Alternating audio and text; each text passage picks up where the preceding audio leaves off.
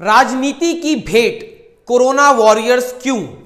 यह एक बड़ा सवाल है जो निरंतर उठता रहता है। नमस्कार, मैं मोन्टू राजा, एंटी करप्शन इंडिया से स्वागत है आपका। आपको बताएं, पूर्व दिल्ली का एक सरकारी सबसे बड़ा अस्पताल गुरु तेग बहादुर, जहां पे बीते दिन कुछ नई प्रतिक्रियाएं और डेवलपमेंट्स किए गए थे, जिसके मुख्य अतिथि जो थे, रिबन काटना था दिल्ली के उप मुख्यमंत्री मनीष सिसोदिया जी। आपको बताया, गुरु तेग बहादुर अस्पताल में ओबीएसटी, गायनेकोलॉजी, लेबर रूम अपग्रेड किए गए थे और ऑक्सीजन प्लांट जो है उसको अपग्रेड किया गया था। इसके उद्घाटन के लिए दिल्ली के उप मुख्यमंत्री मनीष सिसोदिया जी को आमंत्रित किया गया था। वहां पे जब मनीष सिसोदिया जी आए तो तमाम लोग वहां मौजूद थे और उसी कार्यक्रम के दौरान कुछ एनओस जो थे हॉस्पिटल के, उन्होंने बवाल करना शुरू कर दिया। साफ तौर पे उनकी भीड़ वहां पे मौजूद हुई, जिन्होंने कहा कि हमें महीनों से तनख्वाह जो है वो नहीं मिल रही है, क्योंकि ये दिल्ली सरकार का अस्पताल है तो अरविंद केजरीवाल इसके जिम्मेदार हैं। वहां तमाम लोगों ने नारेबाजी करी। क्या कुछ वहां पे हुआ है, क्या लोग कह रहे हैं, आइए पहले वो देख लेते हैं। इस कंपनी की में हम सभी वर्करों की सैलरी टाइम पर डालेंगे।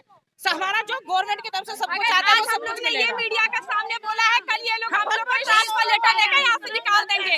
बोलते हैं जब तू एमडी के पास जाओ, किसी के पास तो ट्रांसफर लेटर लो, यहाँ से जाओ। सैलरी के बारे में बात कैसे ट्रांसफर करने का कीजिए। आज हमें बोल जरूर रहे हैं, हम भूखे हैं, परेशान है, जब हम यहाँ पे बैठे हैं आज हम बोल रहे हैं, लेकिन कल पता नहीं कौन सा सुपरवाइजर ड्यूटी होल्ड कर रहे हैं। दिए जा रहे तारीख पे तारीख। बच्चों की देने धर रहे हैं ब्याज पे, उससे चला रहे, कुछ ही करके से मांग रहे, कुछ दूर वाले किराया हमारी सरकारी रेट है जो वो तो दीजिए हमें। हमारी सरकारी जो है सैलरी वो तो दी जाए हमें, उसमें भी दी जाती। सरकार में है ही नहीं पैसा, सरकार में है ही नहीं पैसा। हमें पता सरकार में खूब पैसा, ऐसी बात नहीं। जो हमारी सैलरी रेट है हमें वो दिया जाए, हर महीने दिया जाए, बस हमें और कुछ नहीं दिया जाए। ये 25 साल से टेंडर चल रहा, हमने कुछ नहीं बोला, कोई बात नहीं, पर हमें हर महीने टाइम पे तनख्वाह जो सरकारी रेट है वो दिया जाए। केजरीवाल कहती है हम सब कुछ कर रहे हैं तुम्हारे लिए, सब कुछ करेंगे, बस हमें तो नहीं बताओ, हमें हर महीने तनख्वाह दिया जाए। हमें हम किराए पे रह रहे हैं यहाँ के, हमारी घर सामान बस कभी 4-6 महीने में तनख्वाह दी जाती है। 3 महीने सैलरी नहीं आती, ऑफिस में जाते हैं, हम इसका देते हैं, एक हफ्ते बाद में आ जाएगी। एक करते 3 महीने हो गए।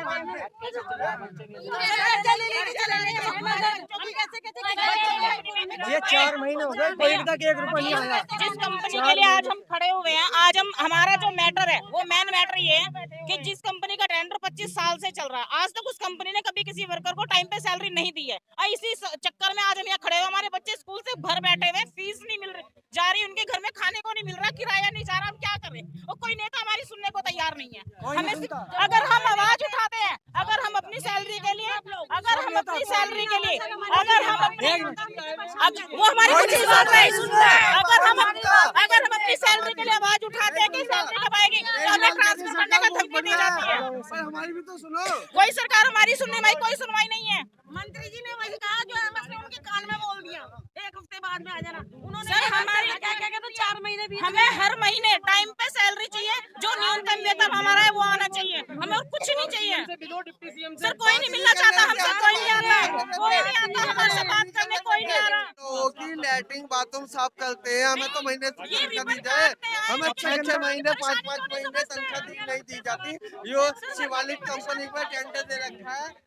ये तमाम गुरु तेग बहादुर के वो कर्मचारी हैं जिनको हर माह इनका जो वेतन है वो नहीं प्राप्त हो पाता। आज जो दिल्ली के उप मुख्यमंत्री मनीष सिसोदिया यहाँ पे आए हैं, उसी के चलते ये लोग अपनी जो बात है वो उन तक रखना चाह रहे हैं। जैसे कि आपने सुना, ये तमाम वो लोग हैं जो nursing staff third party payroll पे काम करते हैं।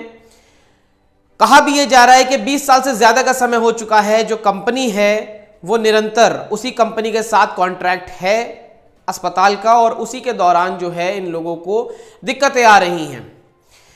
अब ये चीज़ जो है उप मुख्यमंत्री जानते हैं, उन्होंने अपने भाषण में भी कहा कि ये जो बाहर लोग खड़े हैं इनकी भी जो समस्याएं हैं ये राजनीति का शिकार है। जो दिल्ली के एलजी हैं वो फाइलों को अटका देते हैं, वो फंड रिलीज नहीं करते हैं और आम आदमी पार्टी को बदनाम करने का प्रयास करते हैं। दिल्ली एमसीडी इलेक्शन जब थे, गुरु तेग बहादुर अस्पताल में एक नई बिल्डिंग बन रही है जिसको रोकना पड़ा और उसी के चलते जो फंड्स रिलीज नहीं हुए तो इन एनओस की सैलरी जो है वो भी नहीं आ पाई है। क्या कुछ कहा है मनीष सिसोदिया ने, वो भी सुन लीजिए। चुनाव हराने के लिए डॉक्टर्स की तनख्वाहें रोक दी गई। चुनाव हराने के लिए कि भाई चुनाव नजदीक आ रहा है एमसीडी का तो थोड़ा सा पेमेंट रोक देते हैं, ठेकेदार का इसका भी पेमेंट रुकवा दिया गया ताकि लोग कहें देखो कहां बन रहा है आपका हॉस्पिटल। चुनाव हराने के लिए उन कर्मचारियों का पेमेंट रुकवा दिया गया जो बाहर अभी शोर मचा रहे हैं कि जी ये नाराज होंगे तो कम से कम केजरीवाल जी के बारे में कहेंगे तुम्हारे राज्य में तनख्वाह नहीं मिल रही। जैसे कि आपने मनीष सिसोदिया को सुना, उन्होंने तमाम चीज़ें कही हैं कि हम कोशिश करते हैं कि जो हॉस्पिटल्स हैं उनके स्टाफ और डॉक्टर्स हमेशा खुश रहें, लेकिन राजनीति के चपेट में जो है कोरोना वॉरियर्स जो हैं वो एक तरह से आ रहे हैं। इस जो प्रोग्राम था उस आयोजन में कुलदीप कुमार भी मौजूद थे जो कि एमएलए हैं कोंडली के, साथ ही चेयरपर्सन है आरएसके के। उन्होंने मीडिया से वार्ता करते हुए, क्योंकि तमाम लोग थे वहां पे, तो मीडिया ने सवाल पूछा कि इनकी जो सैलरी है वो क्यों नहीं आ रही है। तो उन्होंने भी साफ तौर पे कहा कि दिल्ली एलजी ने जो फंड्स हैं वो होल्ड किए हुए हैं जिसके कारण इन तमाम लोगों को तनख्वाह नहीं मिल पा रही है। बीते 6 महीने से जो है फंड्स होल्ड हैं। अब आने वाले कुछ समय में फंड रिलीज हुए हैं, अब इन्हें भी जल्दी ही तनख्वाह मिल जाएगी। क्या कुछ कुलदीप कुमार ने कहा है वो भी सुन लीजिए। इन लोगों का सैलरी का इशू है और पिछले 6 महीने से लेफ्टिनेंट गवर्नर ने दिल्ली के सारे फंड्स रोके हुए हैं और दिल्ली के फंड्स रोकने की वजह से इन लोगों की सैलरी रोकी गई है और अब इन लोगों की सैलरी रिलीज की जा रही है वहां से, तो जल्दी नहीं सैलरी मिल जाएगी। जैसे कि आपने सुना, कुलदीप कुमार ने भी जानकारी दी। वहीं अगर बात करें गुरु तेग बहादुर हॉस्पिटल के मेडिकल डायरेक्टर डॉक्टर सुभाष गिरी की, तो उन्होंने भी कहा कि उनकी तरफ से तमाम चीजें करी गई हैं। जो सरकार है, जो कानून है वो ये कहता है, जो पॉलिसी है गवर्नमेंट की वो कहती है कि जब भी ये थर्ड पार्टी की जो कंपनी होती है उसको जब बदला जाता है तो केवल 80% रिटेन किए जाते हैं, 20% नए लोग लिए जाते हैं। लेकिन सुभाष गिरी का ये कहना है कि उन्होंने ऐसा नहीं किया क्योंकि कोरोना वॉरियर्स थे, कोरोना में इन लोगों ने तमाम काम किया है, उसके बाद भी इन लोगों को सेफगार्ड करते हुए, इनकी नौकरियों को सेफगार्ड करते हुए उन्होंने जो 20% बाहर से दूसरे लोग लिए जाते हैं उनको भी ना लेते हुए इन्हीं लोगों को 100% लोगों को रिटेन किया। उसके बाद भी जो लोग हैं उन्होंने एक राजनीति के चलते इस तरह का जो है परिणाम दिया है, प्रोटेस्ट एक तरह से करने की कोशिश करी है, मंत्री जी की गाड़ी के आगे लेटने की उन्होंने कोशिश करी है, मंत्री जी के रास्ते में बाधा डालने की कोशिश करी है। तो ये तमाम समझना पड़ेगा कि केंद्र सरकार जो है अगर दिल्ली सरकार के फंड रिलीज नहीं करती है तो दिल्ली सरकार के अंदर तमाम जो संस्थान हैं उनको कहीं ना कहीं धक्का लगता है और जो कर्मचारी हैं उनको कितनी जानकारी है, क्योंकि वो कहीं ना कहीं ये सोचते हैं दिल्ली सरकार का अस्पताल है तो दिल्ली सरकार ही 100% इसके रिस्पॉन्सिबल है। लेकिन वहीं जो दिल्ली सरकार है उसकी तरफ से पक्ष रखा गया है कि दिल्ली एलजी ने रिलीज फंड नहीं किया था जिसके कारण महीनों से एनओस की तनख्वाह नहीं आ पा रही है। इस पूरी चर्चा पे आप कितना समझते हैं, क्या आप अपनी राय रखना चाहते हैं? कमेंट द्वारा अपने विचार हमसे आप साझा कर सकते हैं। अगली अपडेट के साथ आपके सामने फिर प्रस्तुत होंगे।